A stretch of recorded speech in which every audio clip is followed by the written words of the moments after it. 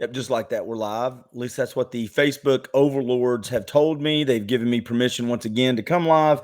Quick shout out to all of my sponsors who make the podcast and the videos go. Granite Garage Floors of Chattanooga, Guardian Investment Advisors, MedicareMisty.com, The Barn Nursery, and Vascular Institute of Chattanooga. The thing I love about them, they do great work, but every single one of these companies have found a way to give back to the community, which I think is outstanding, because that's what we need a lot of, people helping people. Now, that being said, I've had this guest on.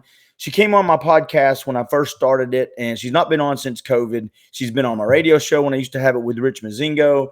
I got her to speak at a couple of clients when I had my advertising agency, and she's just an all-around good person. She's just an all-around good person, but she's also a doctor, but she's a specific kind of doctor. Like if you've got an elbow pain, she's going to go, does it hurt when you do that?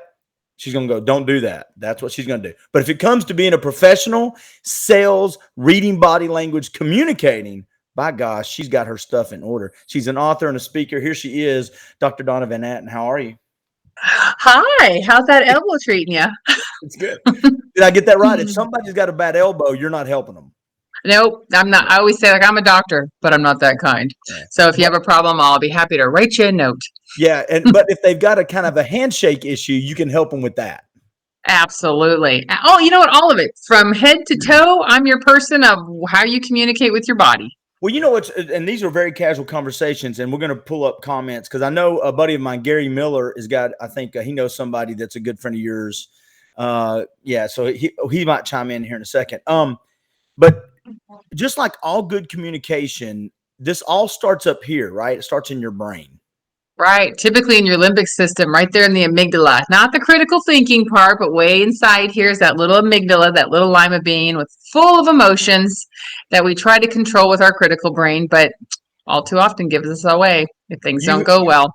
You have written 3 books: The Image Scrimmage, Body Language of Politics, and The Body Language for Women. Is that correct? Is The Body Language for Women is the most recent, right?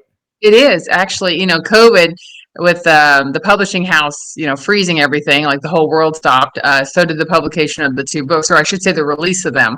But they did release them, and Body Language for Women came out this year, and so exciting. And it's been, I didn't get to have the big hoopla of going out, and Barnes & Noble doing a great job, but it came out, and I've really enjoyed sharing it with others, and seems like it's moving along like it's supposed to. Do you, and I asked you beforehand, and I'm actually looking up, so I'm not really ignoring you. I'm actually looking up the name of Gary's friend so I can bring it up, because that way I'm not going to be disrespectful and just make up a name. But do you like the writing process? Do you enjoy that? It's interesting. I actually called it kind of the rooster phase, because you're laying there and just kind of like churns in your head. You know that feeling when you have something going on. And so writing it down is so helpful, or just get up and deal with it kind of thing. And I was actually doing some planning for next year. And I'll kind of show you what my brain was doing yesterday as far as how I write. So it kind of looks like this. I know. Oh yeah. That is my brain on a subject.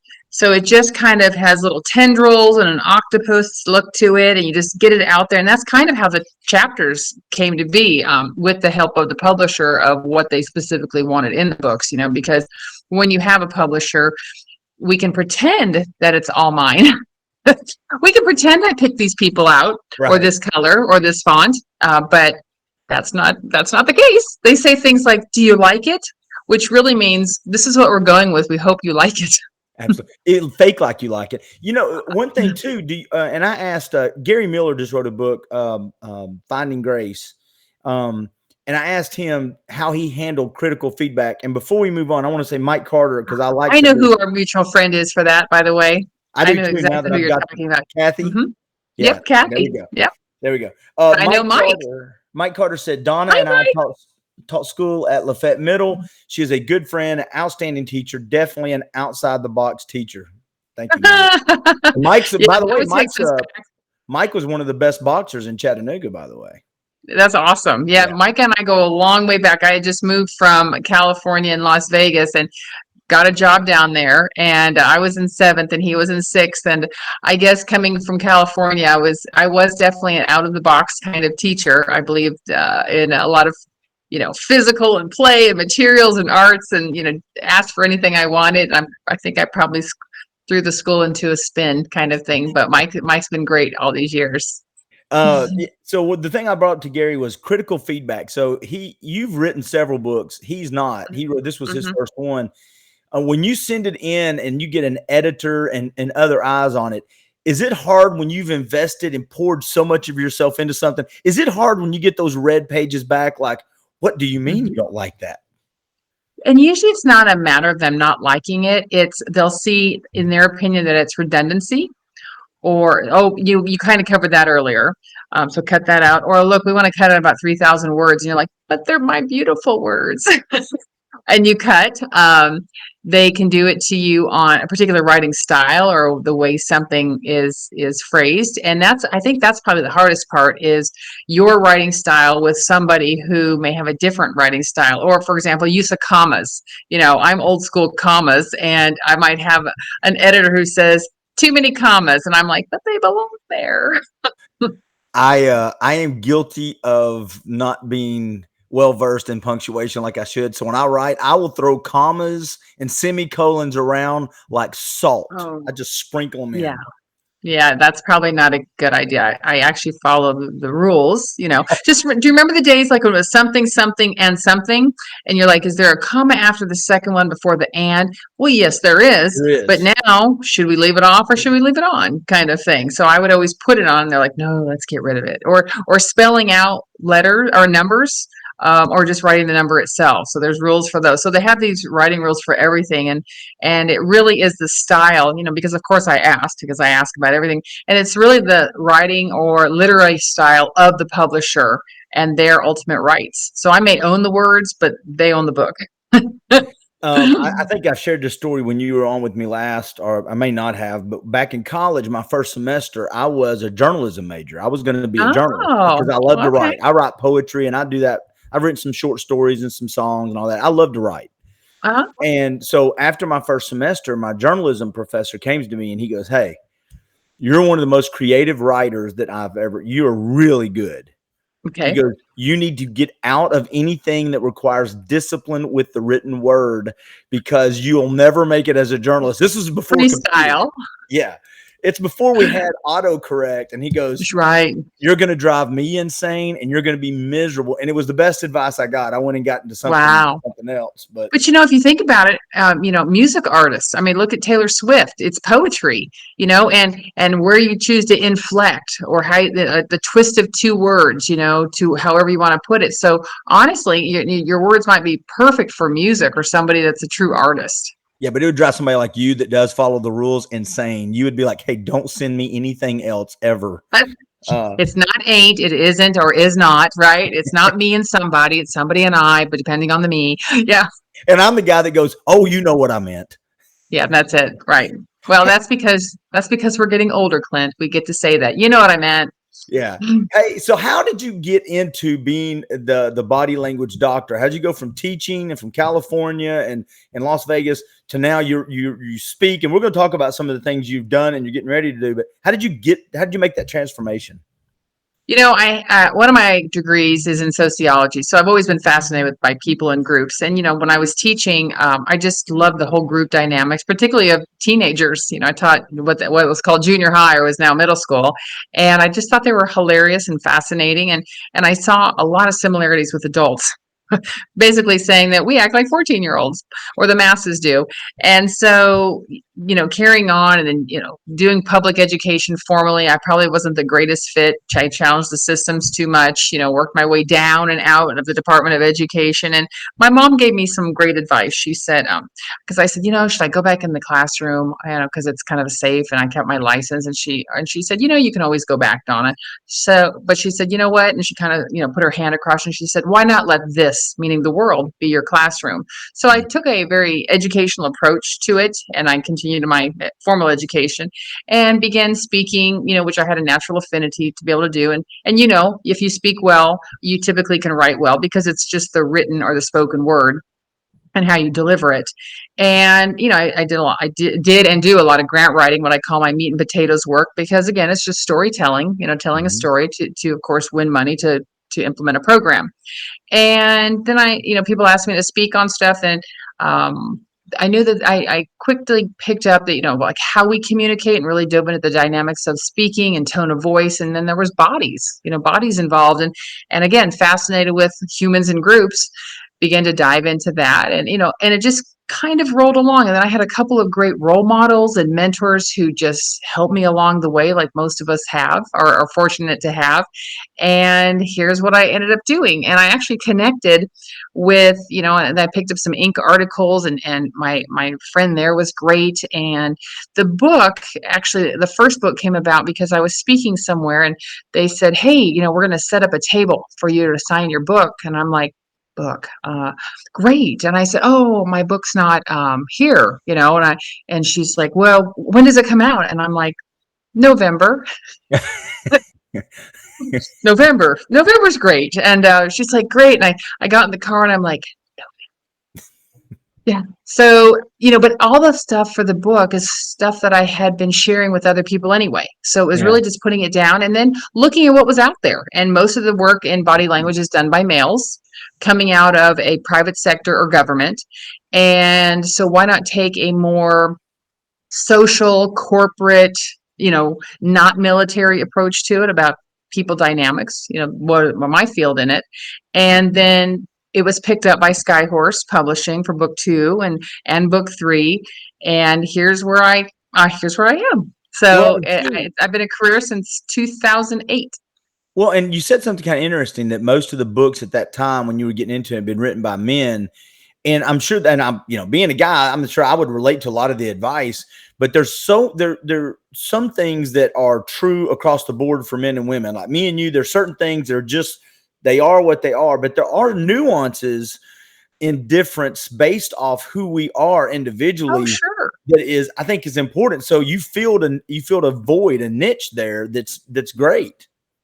Well, yeah. Well, thanks. And, it was fortunate. I had some nice affirmations. So a man named Joe Navarro is the number one body language expert in the world, actually, a retired FBI. And we connected. I actually put something from a Warren Buffett article on his post, and he reached out to me and said, I want to talk to you, Donna. And I'm like, uh-oh.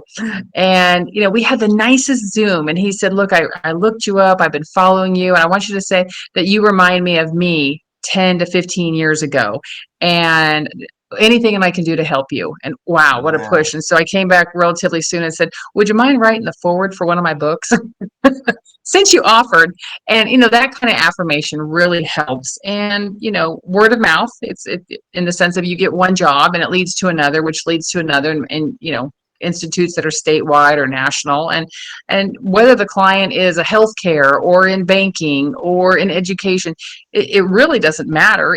Sales, real estate agents, and sales very well. And you have great mastery of how to present. So there's behaviors, and constantly reaffirmed in the data of how humans behave, and Mhm. and how we violate that, or how we mirror and build rapport. So it doesn't really matter the industry, as long as people are involved in it. Then I can be involved in it. If somebody says like, hey, we have a strategic planning meeting, and I'm like, I have to get my hair done. I know my limitations, so it wouldn't be sitting in those kind of things. I think I'll stay home for that one. But when it comes to people, I actually find people fascinating on many different levels. When you have people approach you with questions, are there some common questions? If 10 Absolutely. people come up to you, are 7 of them asking pretty much the same 1 or 2 questions? Yes, and that's because most people, 99 plus, have some type of knowledge of what body language is. Oh, I know what that is. Oh, and they always cross their arms. Does this mean I'm being defensive? What if I don't look at you? So those are the quick classic ones, kind of things. And so, of course, I'm like, yeah, it's a little bit deeper than that, but sure, you pick up on things. Like I notice that you have this pen, so you're obviously, or an artifact, that you're writing something down, and that your head is tilted, and so you're not coming. I'm taking notes on my friend Donna. That's how I take my notes. So, yeah.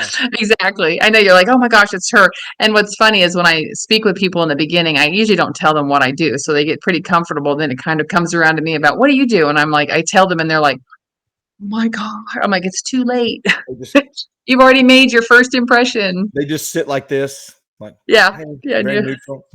Right. Neutral stance, neutral hand position. And those are hard to stand in a neutral with the legs coming off the pelvis straight down and put your hands at your side with a relaxed hand. Those are hard neutral positions to be in. We want to do something with our body. Was it easy for you to adapt? Okay, let me back up. Let me ask it a different way. As you started learning more about how the unspoken word was communicating, was Mhm. it difficult for you to train your body to kind of adapt certain positions that you knew conveyed what you wanted to convey at the time, or did that come naturally? I think what you're talking about is being intentional. Yeah. And so once you understand Thank that you for summing that up. And what? I'm here for you. I gotcha.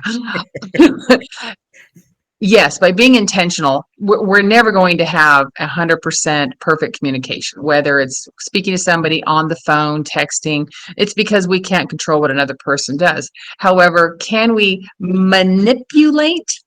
Sure, we manipulate all day long. That's how we navigate our world. So, in saying that, are there things that we can do to build rapport or to put across a kind of a certain thing or a particular pitch of our tone? Absolutely. And so I'm very aware of these, and they are fairly tried and true, in the sense of if we want to, whatever spin we want to put on when we're communicating with somebody of how we want it to go. So I'm going to pick your brain on something, then I'm going to jump in because we're going to cover mask, some Zooms. I want to make sure everybody knows what you're doing now, what you're as far as your coaching. So there's some things we're going to cover, but I got back into it after I shut my company down 2 or 3 years ago, about I guess about a year ago now. I started up my coaching again. So I'm helping Okay. salespeople, but I've got a couple of females that I'm helping on the sales side of stuff, processes and things. Mhm. And one of the things that I was going to ask you about tonight that I'm going to share with them, I'm not taking credit for it, but is how to convey confidence quickly in a sales meeting when you're meeting somebody that you've either been talking to just on the phone or just via Zoom. And now I'm in a sales, we're meeting that first introduction, and you're a young female and Sure. confidence. You may know what you're doing, but that confidence, are there certain Mhm. things you can teach them or you would tell them to focus on and work on? Absolutely. I mean, gender dynamics are real, whether we want to say, I don't notice color, I don't notice age, I don't notice gender. Actually, we notice all of it. Yeah. So let's be real. And so in saying that, you might have one age population notice that a younger female, what would she be talking about? Who does she think she is? She reminds me of my daughter, kind of thing. So the female, and so if she's physically smaller, she needs to be made physically bigger. So is she what's her carriage, what's her gait, does she extending that, even though old school is that you wait for your handshake from a male. No, a female initiates a handshake. And make sure when that you're doing that you're standing up. If you're already seated and somebody comes in, a lot of times they'll, oh, it's nice to meet you, and you kind of look up. No, stand up, make that first impression. It's a lasting impression. And eye contact, we are an eye contact culture. So when we're not really looking at somebody, we're like, why are you averting your gaze and so forth?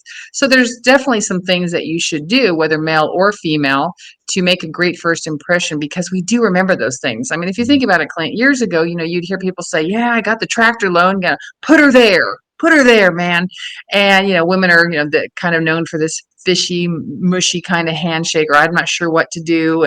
And so the handshake it was the contract. And by the strength of it, and men, you'll see them still kind of jostle, a little positioning of who's the power position, Oh, and am I going and to then I give it to learned you? this from you. Not only will we shake hands, but if it's even, then I'm going to Mhm. reach up and touch the elbow or the shoulder. Right, right. Yeah, right. Like, it's time for me to take this hand and do something with it. Oh, stroke his head a little bit or something. I'm just kidding. Yeah, yeah. And you'll see that in politics all the time, with world leaders of positioning and how the handshake goes and who do you give it to, and the hands are a great example of an extension of what we're thinking, and it's the first time, if you think about it, that we physically touch somebody else to get a feel for them, because normally we don't want to be touched, of course. Yeah. So here we go. Hmm. I'm going to tell you a quick story about my daughter that will make you proud. She is 17, almost 18. So we were taking college tours and we went up Hmm. to Tennessee Tech. Okay. So they're giving us this. It's a beautiful campus. It's changed so much since I had friends go up there in the 80s. I mean, in the 90s. And so anyway, this girl that's giving me and this little group showing us around, she goes, now this is exercise science, and this is where you would be taking this class with this professor. We don't know he's a professor. They're playing basketball because it's on the weekend, right? So he's Hmm. walking out and he goes turned around. And he goes, so is this group? And there's about 20 of us. He goes, is this group? Are y'all thinking about coming to Tennessee Tech? Is this a tour? And they go, yeah. And he goes, and you're going to be exercise science. And the lady goes, well, this guy and then this young lady right here. And they go, he goes, well, I'm in the middle of something, but I will be your I will probably be your advisor and one of your lead professors. And out of this group, Katie, shout out to Katie, took 3 steps forward and stuck her hand out. She goes, my name's Katie. You're going to want to remember that. Oh, And perfect. the guy stopped what he was doing because he had turned to walk off, turned Hmm. around, grabbed her hand, shook her hand, and looked at me and looked at her. And he goes, I'll remember that. And turned around, They're walked like, good off. And job, Dad. Good yeah, job. yeah. That's right. Well, it's We, so true, though. It's so true. I mean, to take that initiative and to stand out, there's nothing wrong with it. And if anybody felt threatened by that, they shouldn't, because no. it didn't come at a cost to them. It came at a benefit to Katie. Yeah. So good Yeah. job, Dad. We were walking off and everybody was in front of us. And she looked over at me. I looked at her. She goes, I know. I went, yeah, super proud. But we'll talk about that in the car later on. You get to get ice cream when we get in the car. Absolutely. Our world the last 2 years has been Zooms now, this kind of conversation. Hmm. Hmm. Um, I'm sure it was a learning, even though you're a communication expert, it's still a learning curve for you. You're always learning too. Sure. So I'm going to talk about the Zoom etiquette here, and you can give us some tips. But I think you said something before we came live I thought was pretty fascinating. You were on a video, I guess it was a Zoom call with Mhm. the Daily, is it Daily Mail? The Daily Mail. Oh, Daily Mail UK, right. Yeah. They love to cover the royals. Yeah. Well, and so you said though, they said they want to go on early and talk about your Mhm. positioning.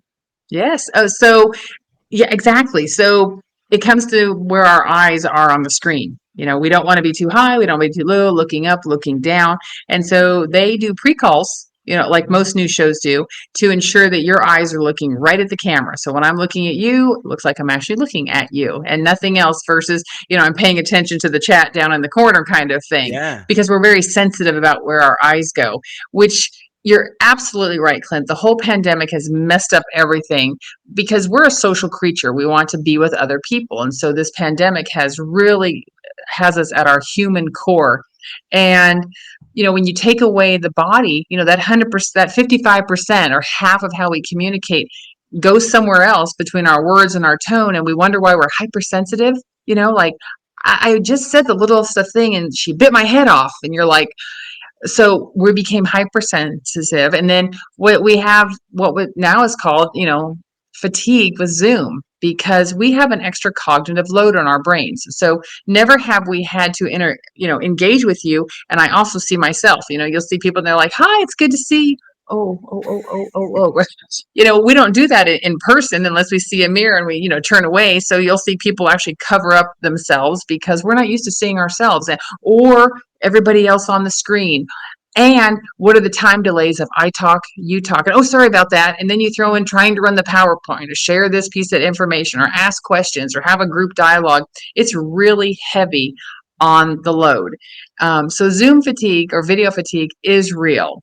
And so there are definitely things to do. Like it can't be the same time. It has to be different so that we can handle it as a human, because our brains are designed, our these beautiful brains are designed to let things go. It's a processor. And so we want to let things go, let it go, let it go. And so this is one of the things, now we're at the point 2 years into this, people are like, do I have to turn my camera on? Yeah. Yeah. Right. The fun is gone of like, hi, Clint, oh my gosh, how are you? Now it's like, Clint, is this live or is this person or is we just going to talk on the phone or do I have to be at that meeting? Can I listen to a recording? So sure. And of course things are changing now, coming back hybrid or in person, and people become more comfortable with this platform, which is Yeah. important, but we adapt very quickly. We really want to, because we want other people. People are like, look, I don't want to talk to anybody. But as an animal, as a human, yes, we are a pack animal. So we want others. We need others. Did it help you a little bit in your business? I mean, this is just an assumption and you can correct it if I'm wrong. I'm assuming though there are things that happened over the last 2 years that Mm-hmm. met head on with your skill set that allowed you to help people navigate it as you were learning, but actually people will take things from this pandemic and use them moving forward that they can get better at. In other words, I have personally found that people that 2-3 years ago would have said, I'm never going to get to know Zoom or technology. I've got people now that are like, hey, dude, We on Teams? Are we on Meets today? yeah. Are we Zooming? What are we doing today? Or what app are we using? Can I be on my phone? I talked to a buddy of mine the other day, and he's like, hey, we'll just jump on a Zoom. I'm like, who are you? Yeah, I send invites out. I'm like, do you want to call or you want to Zoom? Like, how personal do we want to make this? Right. It's an option now, and we have become much more comfortable. And that's just like anything. Remember when we first had phones and they were big and clumpy and clumsy, and now we have this black screen, and you're like, make it work. I hold this up. I'm like, you know what to do with this, right? Kind of thing. So did it help sure. you better serve your clients, and did this help you reach more people? I think it was different because people some know, some don't know how to behave on this platform, and so there's rules still, just like being in person. We have etiquette rules that people violate all the time, from food and background lighting to where to have your eyes. But what I've always picked up on is facial expressions, and what's a sincere smile, of the crinkling and the pulling of the zygomatics and so forth, and what are we wearing, but what's the background, because this is the first time we're in people's houses. We're like, hi, it's nice to see you. Oh, is that your kitchen? Oh, I have those glasses. Oh gosh, you're a mess. You're a slob. Oh, definitely. We are now in people's homes or their bedrooms, and that's very different. There's a lot of new judgments coming on about people, and because and some people seem, I don't care, but I'm like, but what it reminds me of is, remember the dating thing, and you take your profile picture to put on there, and males are notorious for taking the picture in the bathroom in the mirror, and behind them is the shower with the curtain open. And my big thought is, isn't there one person in your life, just one, that says, come on, let's go stand outside by that tree? Yes. You don't have to take it in the bathroom where they see your shampoo and razor, Yeah. But that tells you a lot. It does. And it's okay to put a shirt on. Everybody, yeah, just on a profile pic, dudes, if you're on some dating app out there, shirts are okay. Girls like shirts too. Put a shirt on. We do like shirts, because skin is a fascinating subject, and it is a living organ, and depending where the skin is on your body, it could be sexual. There are zones that we can touch, and what's not to touch, and what we see. And women usually show more skin at work. That's from short sleeves to a skirt to the ankle. Men, the traditional male work attire of pants, socks, a closed shoe, a button down shirt up to here, you only see what the male wants you to see, and that's the hands and the face. So there's a lot of focus on him as, wow, he's controlling his mechanism, if you will.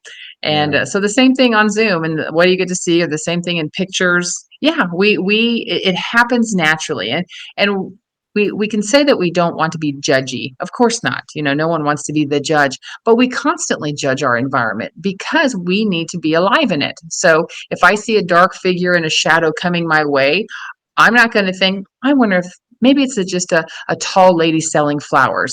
No. We have a pre-construct of what that's going to be, just like when we hear a certain pitch or tone, we're like, oh, it's a kid. So it's just how we navigate our world. And we will always default to something more negative than, default to a positive, to stay alive and to stay well. Yeah, I don't know who, and I'm sure that I've looked it up before. I don't remember the history of the necktie and suits. So I am built like a minion. I'm 5'10" and a half on a very good day with the right shoes on, and I have this weird kind of neck.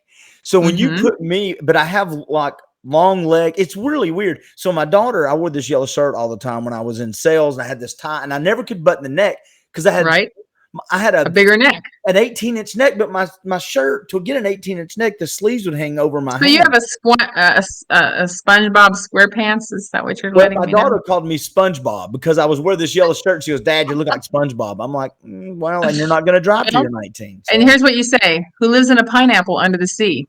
That's what I'd say. SpongeBob SquarePants.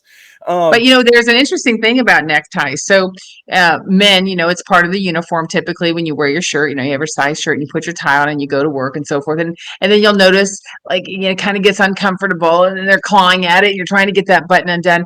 And it's because as the day wears on and our blood pressure, fluctuates, and when it heats our body up, and things that heat physically expand, it becomes uncomfortable. But we have these idioms for all these body parts that do things, and one of them is bottleneck.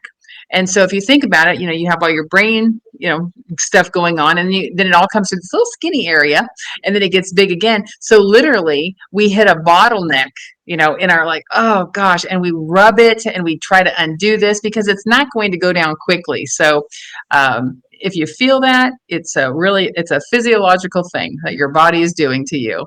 I've got a better idea. And when I was a manager of some radio stations, we're past the necktie, unless it's a presentation or you're going someplace where that is appropriate for the sales environment that you're going to be in. Don't force people to wear neckties. It's right. Stupid. It's dumb.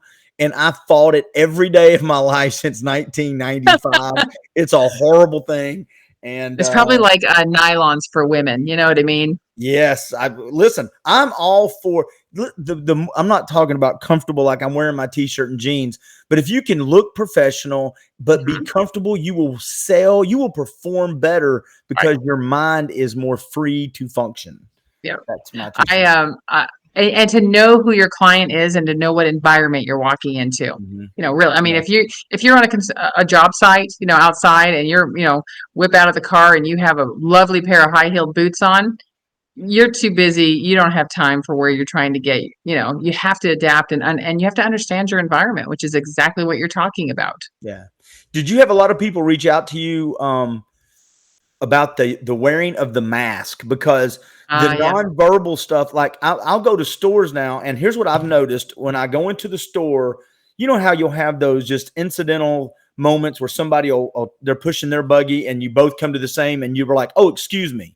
Well, it used to be you would smile and go, "Oh, excuse me." Right. Now, all they see is this. And so now staring at you. Yeah. And people go, "Oh, excuse me." They like wave, just like I'm doing charades.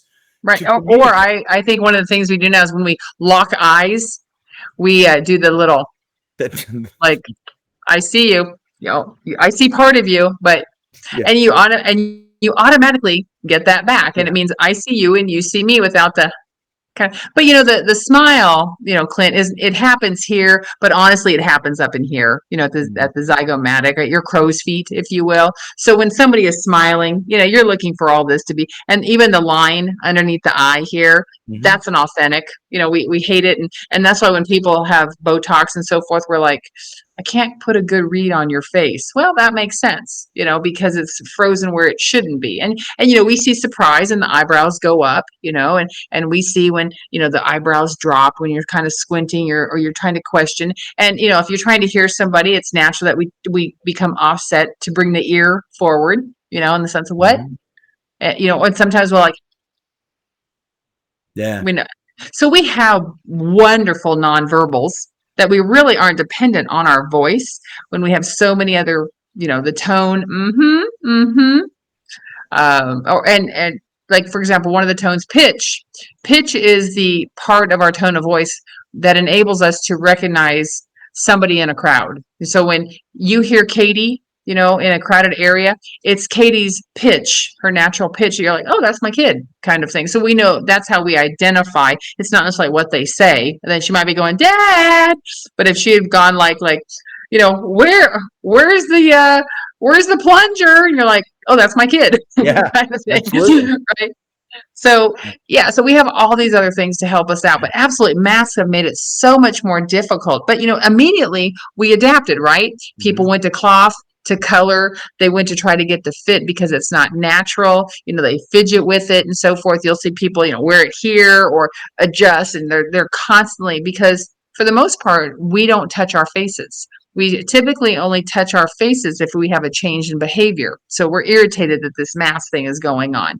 Or, the Pinocchio effect of not telling the truth is little catecholamines, little irritants. And you have this thing going on. You're like, what else is going on here, kind of thing. I didn't know And that. like, Well, real quick, slow down there, Miss. I got all this information in my brain. There's the real Pinocchio effect.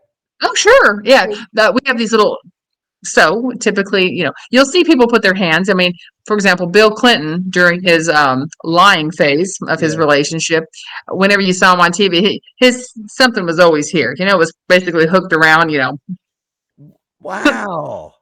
definitely. Or you'll see a lot, the politician Wiener.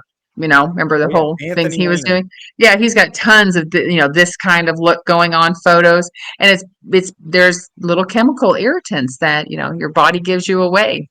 That is, well, by golly, Pino- now when I'm asking some questions, I'm going to be going, how I many know. times you Well, touched your and nose? that brings me to a good point. So you never want to look at anything in a single. You want to look for clusters, at least clusters of three. So if something triggers a change in you, and it's fast usually, it could be a micro expression, it could be a shift of the body. Don't one of these does not warrant liar. You're, we're trying Right. to prevent a bunch of fights. Not you touched your nose. You lied to me, right? Where were you? Oh, you lied, right? So you want to look for what else the body is doing, because the body is really what leaks when things aren't. We can master the word, we can master the eye contact, and if you're looking or staring or looking away, it's not the telltale of telling the truth or lying, but the body. It's hard to control all of that on your brain, or that cognitive load. So the body tends to, the body, tells the truth. Response.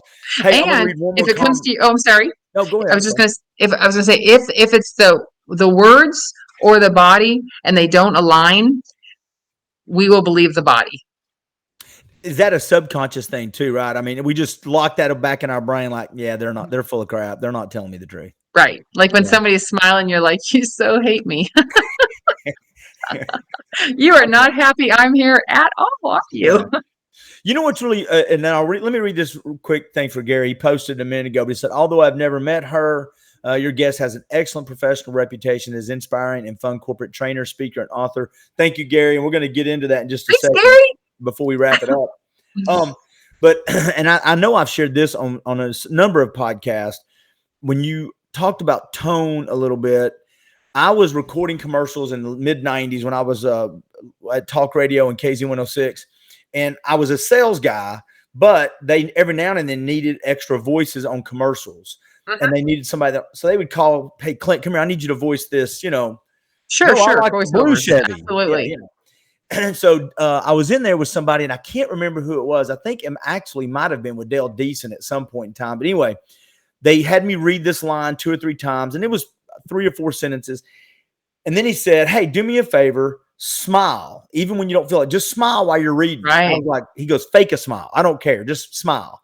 So I smiled and I said, I like the blue Chevy, And so he let me listen to the 4 or 5 I recorded. And he said, see if you can pick out the one you smiled. He mixed them up.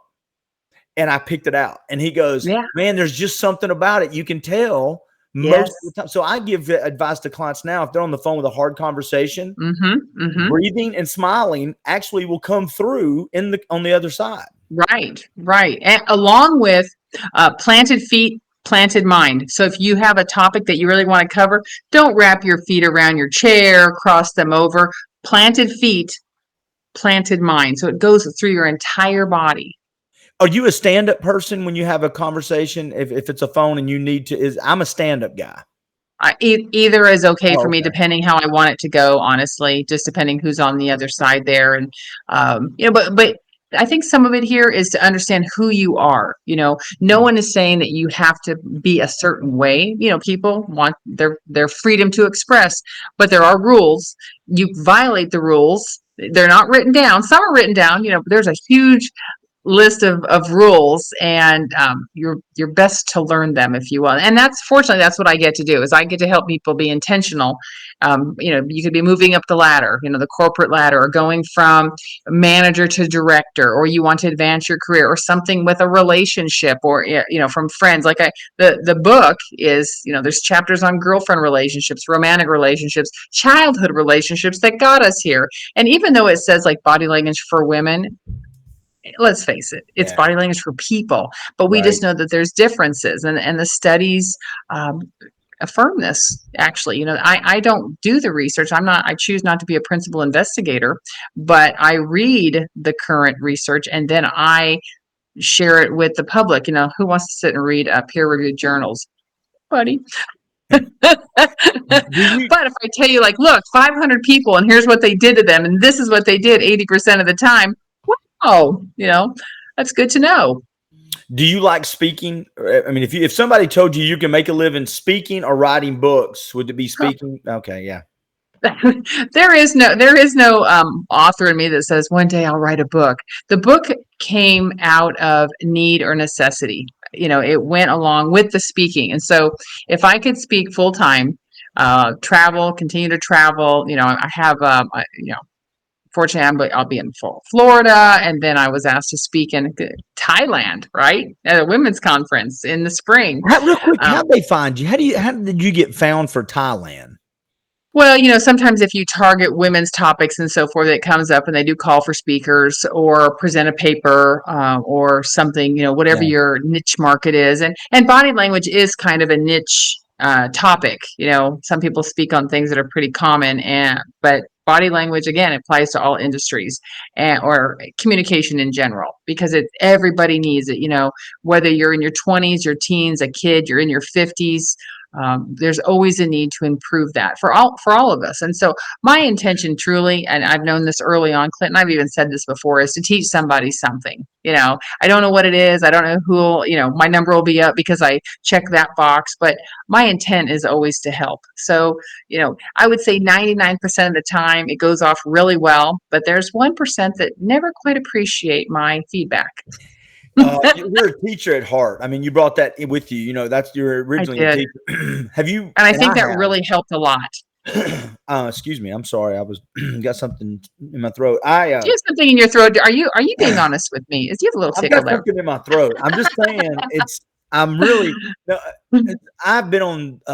I've spoken in front of people and a number of times, and it's really weird because I will deliver.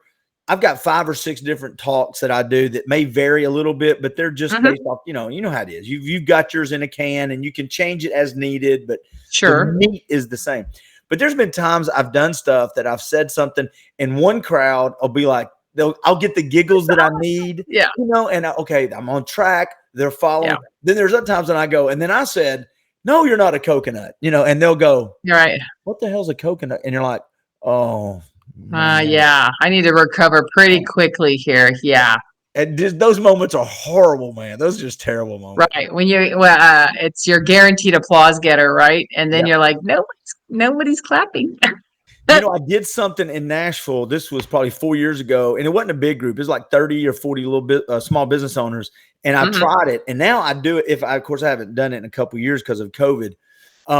But I've got this little thing that I talk about is as a sales rep, especially, it's good in all relationships. I think it's the power of silence. And so I would be up in front of them and I said, listen, silence is very heavy and you can use it as a tool if you know when and how to use it. And I said, for instance, and this is my mistake. The first time I made it, I made this mistake. Now, when I'm on stage or I'm in front of people, I will go 10 seconds. That's eternity when you're in front. It is. I went 30 seconds the first time I tried it. By the end of it, I was so uncomfortable. I was like, sweat's beating up here, it's running down your back. You're like, how do I get out of this? I was 15 seconds into it going, what am I? And I had my timer because I said, I'm going to sit 30 seconds. Anyway, I just, I miss doing that stuff though. I miss, do you ever miss favorite when you don't get to do it? Do you miss it? Oh, I miss it all the time. I really do. I like you, is the bigger the audience, the more enjoyable it is, right? The bigger the platform, and I think I really see it as an honor that somebody wants to come and listen to what I have to say. Wow. That's really humbling, because I'd love to share the knowledge that I have. And that's probably why you and I get along so well, is we can go back and forth and we kind of understand this. And it's just enjoyable because and I've even heard that before of like your approach, Donna, is a little bit different. I said, well, I was with 14-year-olds for a long time, and I understand pedagogy and adult learning theory and things like that, and how humans want to learn, basically, and it should be fun and it should be interactive. And let's face it, body language is extremely interactive. Well, and you kind of, I didn't know you did this. I know, I guess I think I did know, but I didn't know it was as big a part of your resume is the coaching side of it, the corporate coaching and Mm-hmm. the people, the process that. And has that been something you've done for years and years and years? And It I didn't. is. No, I It is. apologize. I don't know how long ago I became Gallup certified as a strength based coach. Because let's face it, we all know our weaknesses. If not, just have your exes line up; they'll point them out for you for free. But do we capitalize on our innateness, our strengths that we have? And they may not, they might just be a raw talent.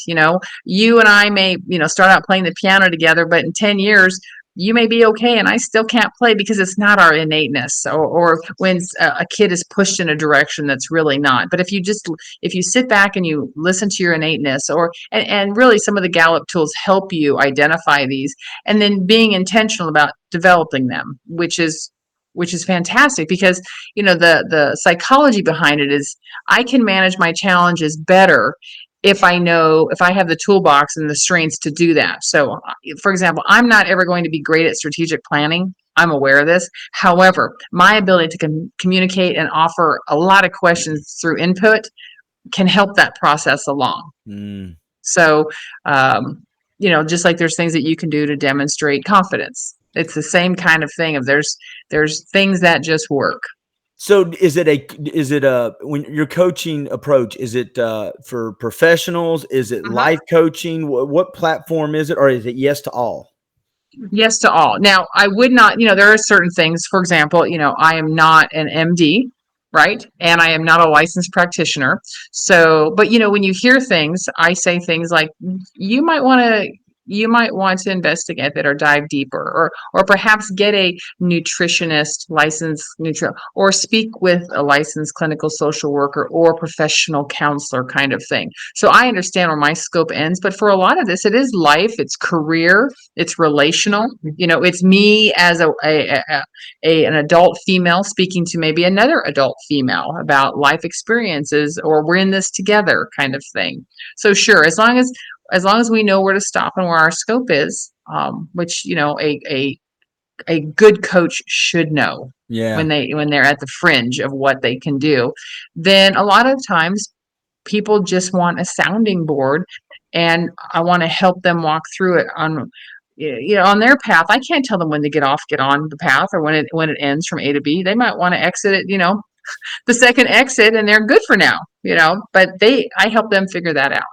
I had a conversation during the onboarding process. This was probably 4 or 5 months ago with somebody, and they go, "I just really want somebody to tell me what I need to do." And I said, "That's not how this works." I said, most answers that you're going to come to, Mm-hmm. you already know. It's just going to be, I'm going to let you say it out loud, and then you're going to go, "Oh, that sounds stupid." I'm Mm. like, "Yeah, so don't do that one." Or you're going to go, "That Right. sounds brilliant." I'm going to go, "Yeah, then let's do that one." But it's funny. They said, "I just want somebody to tell me the right decision." And I'm like, Mhm. well, heck, me too. Right. And but the thing is if somebody tells you to do it, um, there's this thing in us, our conscious, our id, our ego, Mhm. that sits with us, our soul, the thing that is in our ear at night, if you will. And so you have to get to a place, and a good coach helps you make sense of this in your ear, Mhm. or I have a certificate in nutritional psychology, which is basically what's going on in my brain. How do I feed my brain?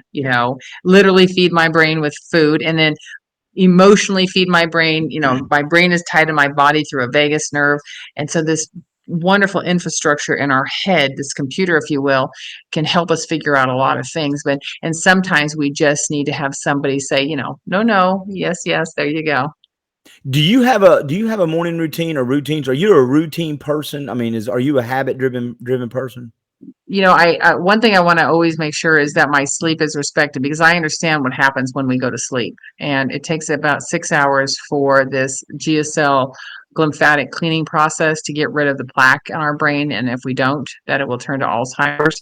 So I always think that you should have master your sleep. And, there's this rule of old thinking that said, crazy people can't sleep kind of thing. But, the new way is turn that around about a sleep disorder makes you kind of crazy kind of thing, because we must sleep, or we like food, we must do it, and we need time. So I actually, when I fall asleep, 7 hours later I wake up and I am just like this. That's amazing. Have you found you get up earlier now as you get, because as I've gotten A older, little I get up bit, early. yeah. Yeah. And I never really slept in late, and I don't need caffeine. I'm just naturally this. So everything is decaf. I know. And I'm watching you. She's not touching her nose. She's telling the truth, that I gummit. am. I don't put caffeine in my body. I just don't need it. And because I have done that before, and I need to put myself in timeout. Oh, wow. Okay. Yeah. So Yeah. I don't need caffeine, and I listen to my body. So if it's 3 o'clock in the afternoon and my body is tired, fortunately in my career, I can usually go rest it, kind of thing. And that's nice. But, my routine, I'm a mover, I'm a doer, I'm a checklist achiever kind of thing. So I like to be busy. Yeah. But at the same time, I will put trash TV on and be useless. Do you So, binge watch? What are you binge watching right now? I'm actually watching Succession right now. Hmm. It's really good. I think it's on Hulu. But I like all of, I've done most of the ones that have been on Hulu and so forth, and some HBO. What about you? What do you like to watch? I'm a Peaky Blinders, The Last All right. Kingdom. I love Yellowstone. Okay. Love Yellowstone. I'm a Blacklist. One of my Yeah. favorite shows, and I'm very conservative. I'm not very conservative. I am conservative, so I'm definitely on the right side of the line. But one of my favorite shows ever that I got frustrated they took off of Netflix is West Wing, and I've watched West Wing all the way through probably 7 times. Wow. I love West. The acting is so good in that show. Yes, and a lot of them are. Yeah. And, have you ever heard of a show called Sense8? SENSE and the number 8. Oh, and it was more expensive to produce than Game of Thrones per episode. Is it a Game of Thrones like? Is it? No, it has to do with your senses and a relationship between people. So any show that has high relationship things, like A Million Little Things, trash TV, like, Sister Wives or Married at First Sight, guilty. But again, it's anything having to do with people relationships. I'm like, really, kind of thing. Do you have Netflix? Mm-hmm. Okay, there's a documentary on there called The Movies That Made Us. Okay. And it takes all of the great movies, the 70s, 80s, and 90s that are these iconic movies, and it goes into how each of it's fascinating. Oh, okay. I'll definitely check that out. How these movies got made, you're like, what? Yeah. No way. Well, even the one that just came out, the Desi and Lucy one, Lucille Ball. I haven't seen it. It's not what you. It's actually it's out. I was watching it today, and it's actually not like you would think. It's how the Ricardos, how they operated in the industry, kind of thing. Wow. The back part of like the I Love Lucy show, if you will. See, that's the kind of stuff I get fascinated by. I'm going to ask you some fun questions. We're going to wrap it up, but I want to make sure that people know where to find your books. And if they want to find out more about your speaking and coaching, how do they get in touch with you on those matters, ma'am? All right. So the books, you can just Google my name, Donna Van Natten, or Dr. Donna Van Natten. You can Google body language. The books are available on Amazon, Barnes and Noble, and according to Simon & Schuster, 36,000 distribution sites globally. Wow. That's awesome. I know. So when I speak in Europe and stuff, it's kind of funny to see Amazon UK or Amazon Spain. Yeah. And have it come up and so forth. So you can find it there. My website is bodylanguagedoctor with a dr.com. My phone number is 423-314-4141. The number I've had for almost 30 years. Wow. I guess when cell phones came out and you could pick your phone number, I kept that one. So easy to find that way. But even just do a Google search and I pop up pretty easy. I have several Google pages automatically. And so there's some podcasts, there's some speaking engagements. I would love to speak at some or talk about speaking at someone's conference retreat. Like I said, I do travel, that I did a nice, lovely retreat in Tennessee recently they rented a retreat place and it was for their whole executive team. I was in California. 2020, like for a lot of people, well, for me, was a huge year. It was the 20th anniversary of 9/11, basically. And I was speaking and, I was scheduled to speak at the Oklahoma bombing site. And, like many people, our worlds went upside down, and it's nice to see. I think 2022 is going to be a real uptake, which I'm pretty excited about. Yeah. Before I ask you these fun questions, because I like to end with fun questions, I want to make a suggestion to folks. 2 suggestions. One, I think your books will make a great gift for somebody graduating. If there's somebody, because we got the graduating season coming up. Yeah, I mean, shameless plug. There you go. I mean, I'm serious. If you've got somebody getting ready to go into the real world, I think it's a good idea to give them that. And if you've got somebody going into politics, get them knowing about politics. Tell them not to go into politics. That's what I would tell them. So. And that was a popular book, for the election. So the content of it is relevant every time an election comes around. It wasn't one of me. I promise you, Clint, there was no burning desire. I want to write a book on like politics.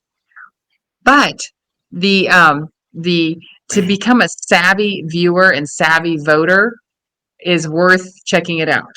Well, here's what I liked about this. We had this conversation when that book was just about to come out, and if you are listening to this, you people out there in the whatever world, if you think, yes, I really watch the body language of those other people and they're terrible. Let me tell you, once you start watching politicians, you know that they all play the same games. They all have the same screw ups. It's not one side versus the other. But I will say, with the characters, I think that we got the last 3 elections, and I don't think it's going to change. I think we're going to keep getting characters that are kind of different than what we've traditionally seen. I think that book is really relevant because now some of the norms aren't norms anymore. Correct. The rules for the platform or the playground have changed. Yeah. Correct. We like to be quickly entertained. We are quick to change, as far as, click, swipe, and so it requires a certain type of political marketing to capture our attention. And that's sad, but people aren't going to sit and read a lot, that we're very visual. And so we like what we see or we don't. I just did a podcast, an episode it's called Politics by Meme. Because now we're all, it's, I'll get Donna, I'll trap her with this well orchestrated meme. And I'm like, every problem can be boiled down to a t-shirt. Right, exactly. And I will say, I'm going to give you a quick plug because some of the things that you post are just spot on, hilarious, and very truthful and presented in a way of like, nicely put. Well, thank you. I appreciate that. I appreciate that very much. My last suggestion was for you is I think at some point in time over the next few years, unless you've already done it and I haven't found it, you should start doing your own consistent podcast. Oh yeah. Why don't you help me out with that?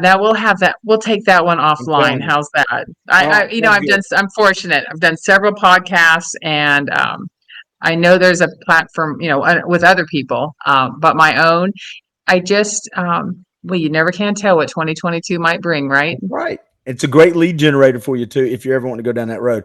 Hey, let me ask you can we ask some fun questions? Let's do it. And I've asked you this probably, but it's been 2 years. Pancakes or waffles? You can only have one for the rest of your life. Waffles. Good answer. You're right so far, 100%. Okay, that's because the little butter can sit in each pocket. Yeah, we've talked. Yeah, I think have I already asked you these questions? Have I asked you? Okay. No. French fries. Well, then me and you are dead on. French fries, onion rings, or tater tots. You can only pick one. Oh, tater tots. You're passing in class.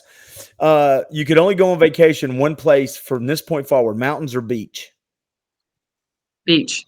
Yeah. See, I burn too easy. All right. Here's the Christmas questions. There's nothing worse than taking a pale Irish dude. July, 100 degrees, rubbing paste on him, and then stick him in the sand and salt. Right, exactly. And say, hey, have a great.